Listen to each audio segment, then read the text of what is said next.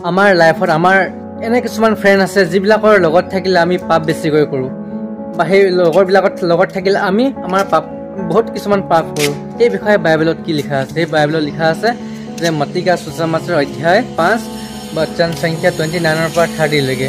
अगर तुम्हारा दाएं हाथ तुम्हारा पाप का कारण बनता है तो उसे काट के निकाल के फेंक दो।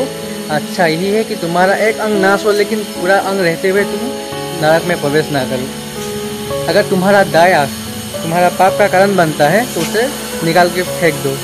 अच्छा यही है कि तुम्हारा एक अंग नाश हो लेकिन पूरा अंग रहते हुए तुम नरक में प्रवेश ना करो। মানে এইটো একচুৱেলি এইটোৱে বুজাব বিচাৰিছে যে আমাৰ ফ্ৰেণ্ডশ্বিপ যেতিয়া আমাৰ ফ্ৰেণ্ড চাৰ্কলবিলাক আমাৰ যেতিয়া বেয়া থাকে তেন্তে আমি পাপ বেছিকৈ কৰোঁ। ধৰি লওক মদ খোৱাই হওক, ধৰি লওক ছোৱালী জোকৰাই হওক বা অন্য বহুত কৰ্ম যিবিলাক নেকি ফ্ৰেণ্ডৰ লগত থাকি আমি কৰোঁ।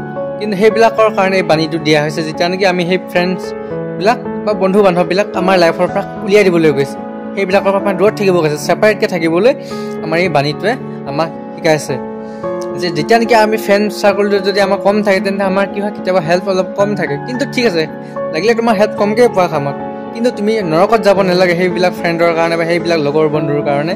এই বাণীটোৱে স্পষ্টকৈ বুজাই দিব বিচাৰিছে যে এই কথাষাৰ বা এই বাণীটোৰ পৰা যে মই আপোনালোকৰ বন্ধু বান্ধৱৰ যিটো ফ্ৰেণ্ডশ্বিপ সেই ফ্ৰেণ্ডশ্বিপ মই নষ্ট কৰিব বিচৰা নাই, যে আপোনাক যে ঈশ্বৰে পবিত্ৰকৈ থাকিব কৈছে বা আমাক যে পবিত্ৰকৈ থাকিব কৈছে সেই বিষয়েহে মই এইটো আজ্ঞাটো মানে কি বুলি কয় ঈশ্বৰৰ বাণীটো ইয়াত দিয়া হৈছে যে সেইবিলাক মানুহৰ পৰা সেইবিলাক বন্ধু বান্ধৱ আমাৰ যিবিলাক নিগেটিভ পিপুল আছে যিবিলাকৰ লগত থাকিলে তাহাঁতৰ লাইফৰ লগতে আমাৰ লাইফৰ ধ্বংস হয় বা আমাৰ লাইফটো বেয়া হয় সেই বিষয়ে এই বাণীটো মানে দিয়া হৈছে।